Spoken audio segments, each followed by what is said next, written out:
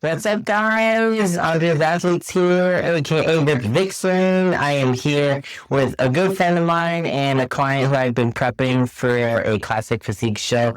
Vincent, how are you this evening? I'm doing well, though. Thank you very much so much for having me, Andre. My pleasure. So just to give you a little background, I was running a Labor Day special for my training business last Labor Day. And Vincent hit me up on the gram.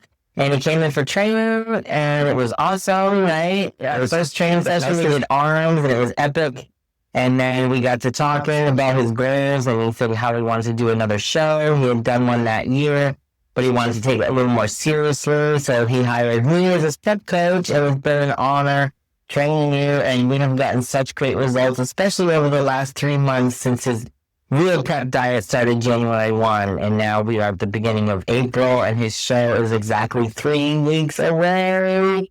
So I just wanted to hear your perspective, because I know you did one show on your own, and then, here's your second show now, prepping with a real coach. So how has your experience been, and what have you liked, what haven't you liked?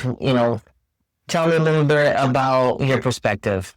So immediately, there's a huge difference between doing it yourself and having a coach with the years and decades of experience as much as you have. Yeah. And I can explain a bit more about my DIY approach, because back then to right now, it's a huge difference. And we're not even at the show yet. Yeah. We're not even at the show yet. And already it's like a huge difference, even like couple of weeks ago, I beat my old self back in February. Your competition self, you mean? My competition self is what I mean. When I DIY there, try to chat GPT, my own workout plans, and using the RP training app, thinking I could just reverse engineer maybe 2 decades worth of experience. But no, it's about having a real trainer by your side, somebody who has experience, having trained other clientele, and has a pretty much a high-level overview of what diet it takes in order to shred almost any weight class. And I'm doing classic physique, by the way, so you have extensive experience training athletes in general from various different divisions, correct? Totally. Yeah, I started, when I was in college, my internship was coaching. I had the blessing of coaching my old high school's junior varsity field hockey team for 2 years. I did that. For the 2 years that I didn't actually play the sport in college, but I did play all through my life, junior high, high school, college, but then I had the opportunity to coach a whole team of young athletes and inspire young women, which was definitely a pivotal moment where I realized, this is something that I could do. And then I didn't really start Andre's Athletes until 2006. When I got certified, I was living in Cambridge, which is Boston, Massachusetts, and I started competing around that same time, and I just fell in love with fitness and competing. I don't know if your experience was similar, but I know to compete at the level that I wanted to become, which was a IFBB pro athlete, which I am now, I knew I had to make my own schedule, which meant running my own business. So that was my main motivation, to become a trainer and to become self-employed and to help others with their goals, even if it's just weight loss. Muscle building obviously is my specialty, but I love contest prep, especially when I get the privilege of working with an athlete like Vincent, who listens to everything that I say, does what I tell him, no questions asked, and he's so disciplined and dedicated and committed to the spirit, the prep, all aspects of it, and it's just been smooth sailing. I think for us, we really came together well on this project, and I think it's been a very successful prep. What do you think? I completely agree, and I want to touch on this point of being able to listen and trust somebody with their body, because that's really what it took in order to get the results we have in such a short amount of time. Yep. But if you're going to be an athlete, especially in a sport like bodybuilding, the training is the easy part. And I say double quotes easy part because of the way that I train with Andrea. It is not easy at all.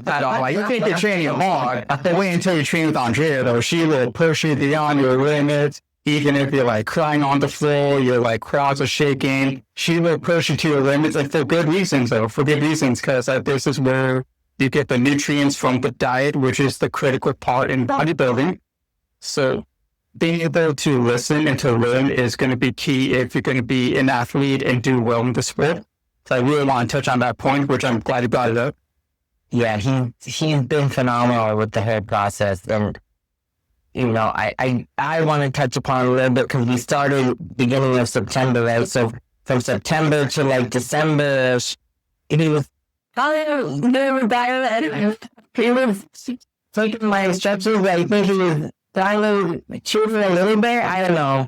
Be honest. I was being an arrogant little bleep, if you could fill in the blanks, like, you can read between the lines. You can say, I'll just bleep it on it posts. So good. That's how good. It's I was being like my arrogant little self, know-it-all. I have an engineering background too, so I thought I could reverse engineered and like meet my macros, like BS. Yeah. So I had to give him like a stern talk and be like, look, no, it doesn't work that way. Like you cannot eat these foods, you can only eat these foods, and they have to match my numbers. There is no if it fits your macros.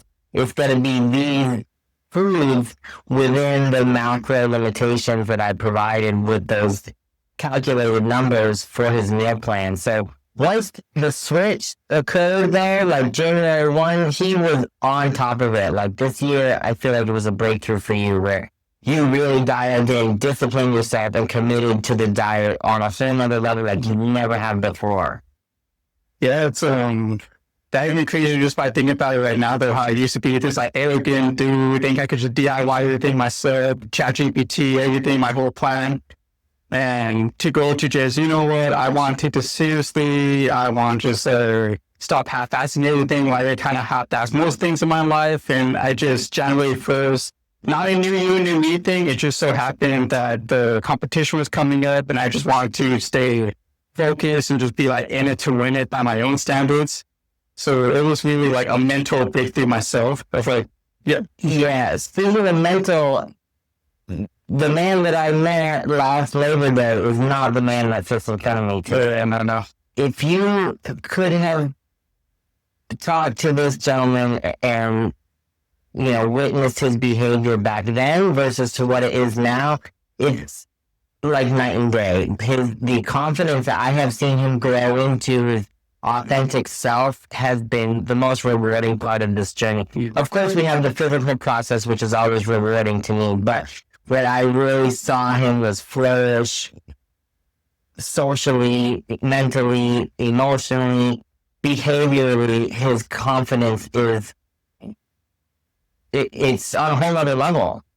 But it was, it's, just a little bit more about myself too, just to be turning 30 as well. And I felt like throughout my whole 20s, I spent like half of it just in this dimmer mentality. Just like if you're familiar with Healthy Gamer GG, he talks about being a gifted kid or having gifted kid complex, which is why I brought up her engineering background and getting used to DIYing everything. Right. Because when I was like 18, 25, I was like in this dimmer state where it's things that may come like quickly to me. So I was like constantly depressed, being myself there. And then I moved on to this like in fluid state where I was like kind of doing the right things, but I wasn't really making that little change after seeing right now from January 1st. That's like, okay, we're doing the right actions, but are we actually cultivating the discipline needed to get out of this get the kid mentality, arrogant DIY behavior, and more like trusting of other people, trying not to get out like self-loathing behavior. Like, when's it going to step out of it? And I had to have this talk. When you gave that certain warning, I also had to give a conversation to myself too with like, hey, brother, like, are you going to be 30 pretty soon? What's going to be different coming up this year besides you getting older? Are you still going to repeat the same behaviors as in the past, or do we want to just leave that behind? And like, as we approach like the new decade, like 30s.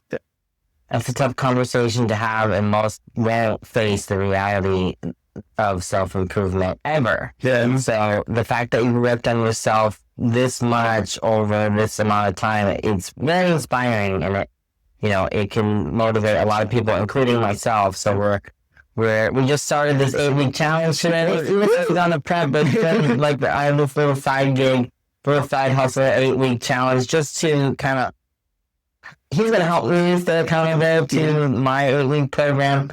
Since it's been a while since I did a bodybuilding prep, so that's my goal, is to gain 1 pound of muscle a week over the next 8 weeks.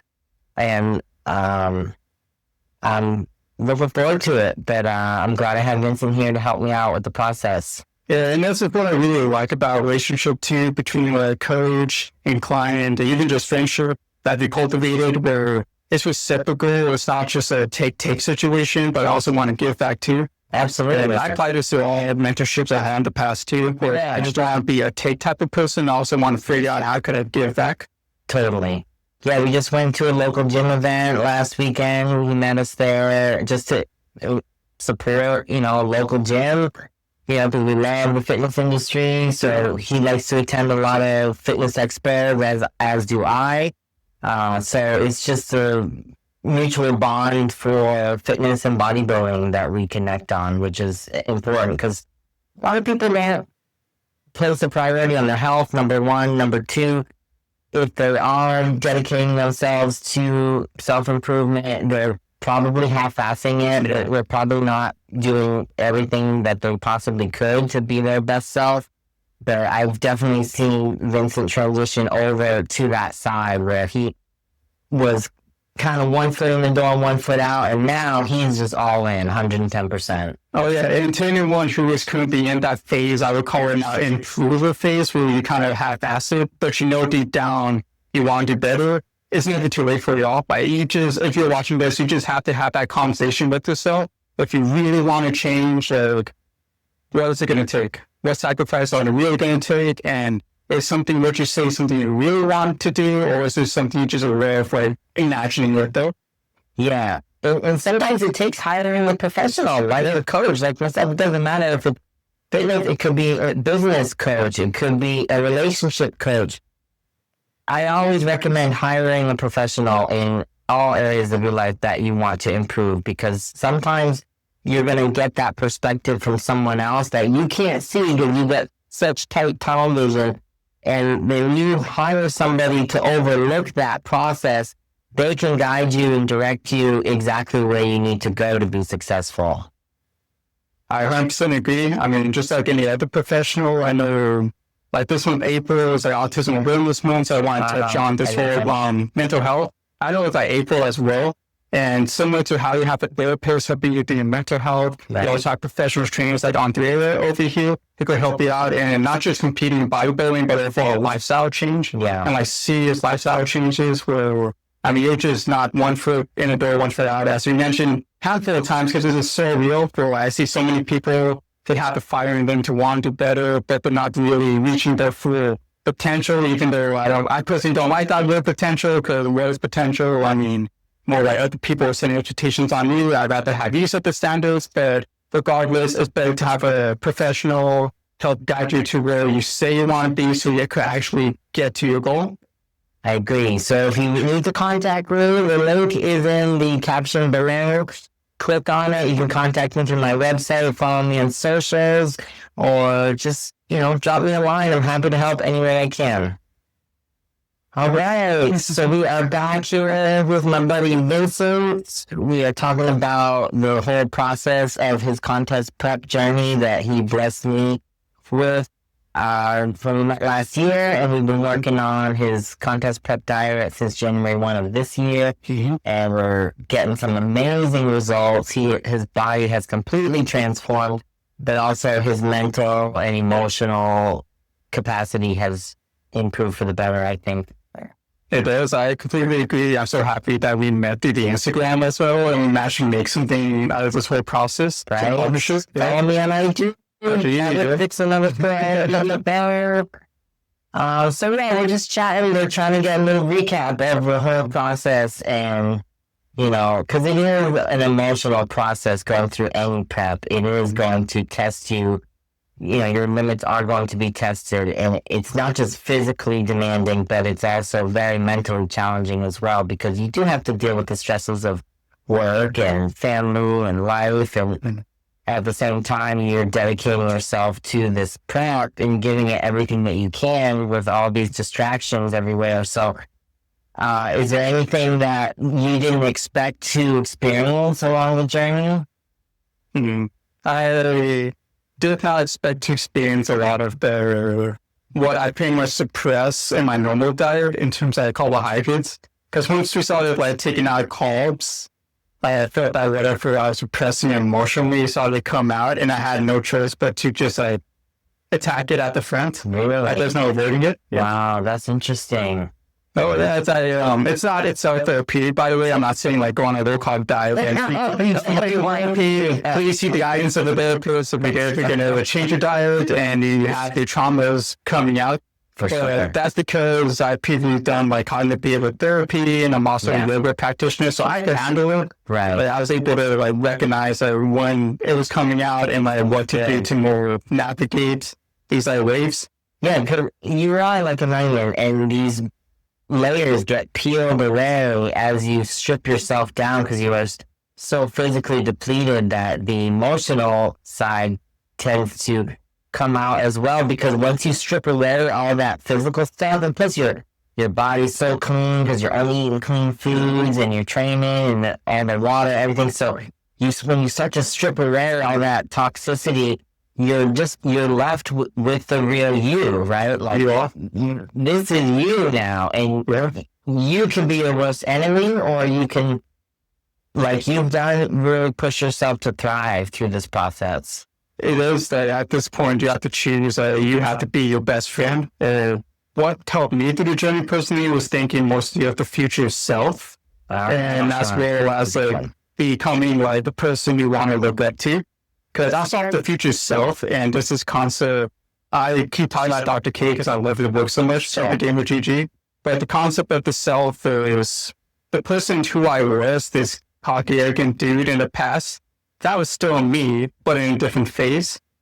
And the phase that I'm right now, it is still me, but more transformative to a higher level version of Vincent. Yeah. And then the future me is going to be even higher level. So I'm like, keeping that in mind, and those carries on or ties into the future me concept. Wow. Where I'm picturing the future me coming in and guiding me. This is what I want you to do to help like serve me instead of serving whatever feels good at the moment. How can you serve the future me, or like you, like 5 years down the line?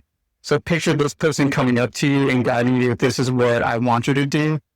Because I need your help, like I need your help. Future you talking to you, or future, That taps into the epitome of discipline, because most people can't discipline themselves because they're always looking for that instant gratification, right?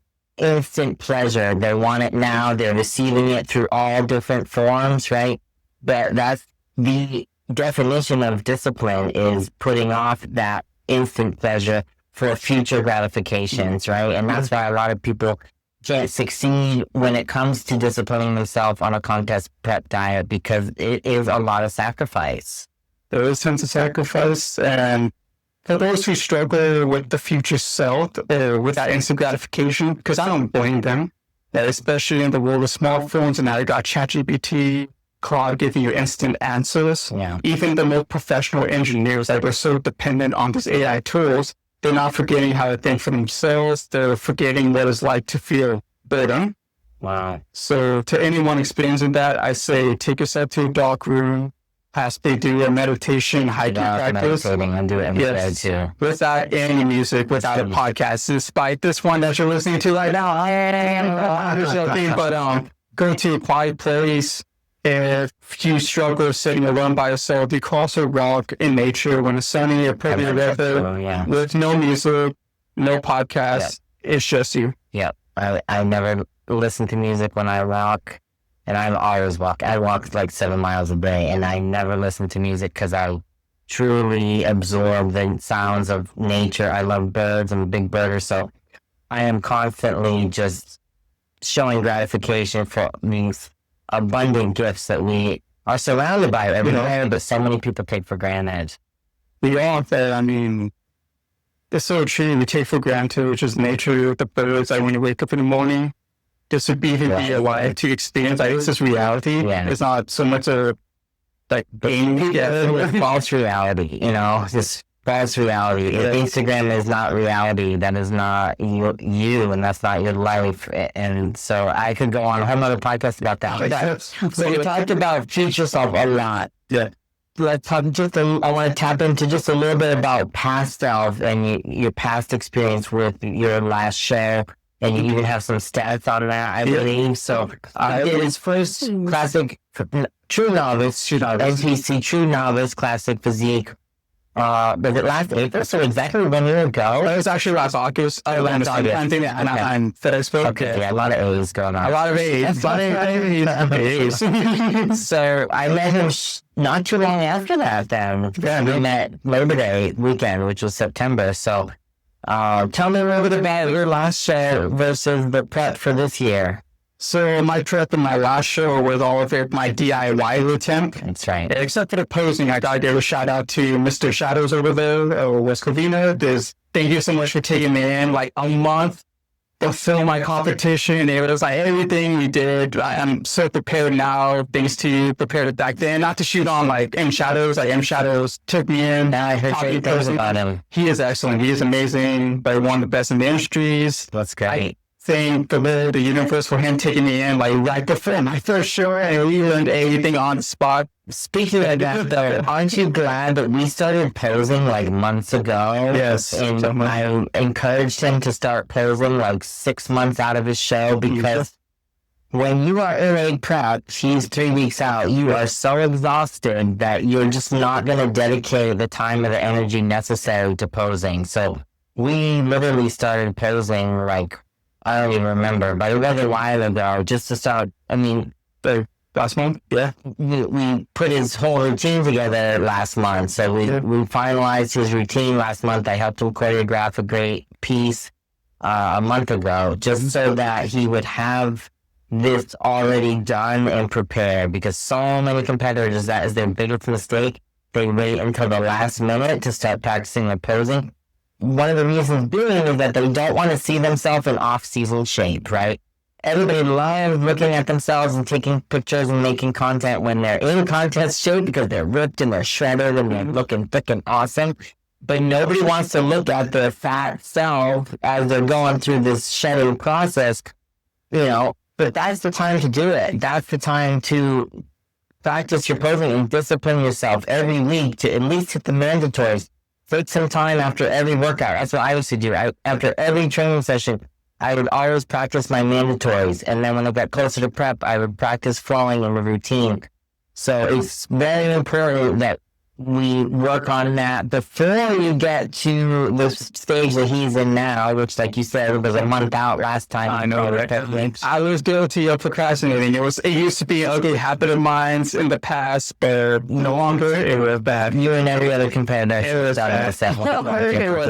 Last minute. I used to be a king of procrastinating. But I'm so glad that we started working on your posing early on in this process, because it has allowed him to really improve and perfect the mandatories and continue to work on his routine without having, you know, those feelings of being unprepared or maybe nervous, or, you know, I tell all my clients a lot. In the training session, even visualization is very powerful. So visualize your routine, visualize you flowing to that music.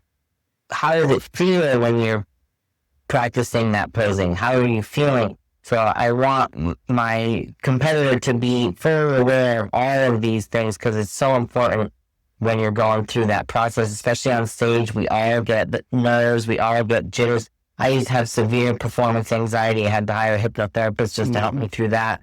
So it happens, and when it happens, it could just clip and flip off like a switch, and then your body doesn't know what to do. I've been guilty of it before. So I've really worked hard on preparing him fully, because my motto in life, and it always has been, is fail to prepare to fail. So I made sure that he understood the importance of practicing posing early on in the season, so that we didn't procrastinate and wait for the last minute to get to this point where he's just too tired to put in the effort. But we're still working on it, right? Yeah, still working on, still fine-tuning it, and a lot of it, for the people who feel ashamed about the body in the beginning of posing, what helped me out is thinking about neuroplasticity, because neuroplasticity doesn't really care about your muscle mass, your fat. All it cares about is just the movement, and your like nerve endings are just going to like adapt to it. And this happened in my first show too, despite procrastinating last minute. I'm not saying procrastinate. There's not like an okay to procrastinate, by the way. it's more like my experience where, I did feel nervous, but the second the spotlight hit my face, my brain knew what to do. And that is the power of neuroplasticity. Wow. It just comes automatically. And with preparing ahead of time now, the nerves, I can't predict the future, will likely calm down compared to the first show, but I don't know. I can't predict the future. Whatever happens, happens. Like, we can't control the outcomes of situations. All we could do is just all you could do. Yeah. So finally going to the stats. So for my first show, my DIY attempt just before the first show, I was 155.7 pounds. Okay. My skeletal muscle mass was 700. I mean, I wish 76.7 pounds. 7 pounds, yeah. And my overall body fat percentage was 13.3% over here. And this was due to me incorporating more carbs as compared to right now. But I didn't have as much protein back then as right now. I was still barely hitting 200, but we're doing slightly more this time. Right, but you're doing a lot of cheats too. I know that cauliflower pizza. It's a meme on my channel. Cauliflower pizzas. This time, no cauliflower pizzas. No, there are no cheats on the pad. That's a cheat meal. There are no cheats on the pad. When will I have my cauliflower pizzas again? I don't know. So your body that has dropped significantly, we haven't even gotten to stage yet, but you're already almost a whole 2 percentages down in body fat. It's pretty wild, yeah. We're going to hit that single digit body fat pretty soon. Just really hit the gas on it though. And I'm at 100. Yeah, I think compared to back then, I dropped, let's say, more than like roughly 9 pounds in comparison, but still maintain a good like skeletal muscular structure. Absolutely. And great definition now as compared to the first show. Yeah, I think he looks great. I think just overall his body has completely transformed and structurally everything is right where it needs to be. Oh yeah, I'm very happy with the results too, especially as a natural too. Like, it is not easy as a natural. I got to work harder on the diet and the cardio, and that's why I'm pushing them with a really strict diet and a lot of cardio, but not too much. We have 45 minutes, which is kind of a gift. That's pretty good for now, but I'm sure we'll be bumping that for the next couple of weeks a little bit here. Oh, definitely. I'm all for it. Like, I'm a madman. I just did like 60 this morning too. Nice. Yeah, he's killing it on the cardio game, but that's what it takes. And, as you mentioned, it is very hard as a natural athlete to get that rich look. I started competing naturally. The first 3-4 years of competing, I was the first 3 years I was in an all-natural federation, and then I started going to the NPC, still as a natural competitor, until I moved here. I felt the chance out here with all the enhancements, and that's just the way it is, and I just faced reality after attempting so many times naturally that I just couldn't stand a chance against some of these women out here that were fully enhanced. So that was a personal decision of mine. Everybody else made that choice for me, but I don't recommend it. But if that's the route you want to go, I support it. So with natural athletes, you just have to work them a little bit harder, diet them down more, and you got to do a lot of cardio. But the name of the game is preserving that muscle mass. So that's where it gets tricky because, being on such low calories, obviously your body's already in a catabolic state. Yes. And then, throw on the fact that we don't have any PEDs to hold on to that muscle tissue. It doesn't make it any easier. So that's why all these variables need to be taken into consideration when working with an athlete, whether they're natural or not. But it has been my pleasure training you. We've already gotten such great success. The results keep coming. And I am excited to see him on stage April 26th, 2025. That is the Aero Grand Prix. If you're in or near Anaheim, stop by. I will be there cheering Vincent on. And it's going to be a great outcome. We're doing novice and open, right? Novice and open. That's classic physique. Novice and open, classic physique. Yeah, so the open's going to be a tough one, but we're going to do our best, and I think it's going to be a pretty good outcome in the novice division. I think so. Yeah, I'm going to go out there and do my best, but I'm really happy with the results. Like for me personally, it's not so much about getting number one. It's more of like, can I get a great show? Did I really give it my all? Yeah. It's mostly like me versus me type of situation. Personal victories. Personal victories, yeah. Personal victories make this process so much different. Yeah, and not to say that I'm in it to win it, or not to say that I can't control outcome, but what I could do is like still give it my all, And do you and that I'm not going to half-ass this. Like I'm done half-assing things anymore, you know? Yeah, that's awesome. Head on. Good job. I'm so proud of you, and I'm looking forward to the post-show process, which is known as the rebound. That is my favorite phase of bodybuilding, because you can put on a lot of muscle mass in a short amount of time. Because when your body gets so depleted from being on a contest prep diet for so long, once you start feeding the body food again, and then your strength goes up from the food, and you can start training really hard again, the muscles just soak up all those nutrients like a sponge, and you're just growing like a weed, and you feel great. I mean, you feel on top of the world, just getting that food back in you. So you're probably struggling on the diet now, but I'm sure you're going to be looking forward to eating. So on the topic of rebound, when you competed, what's been your favorite rebound meals? Wait.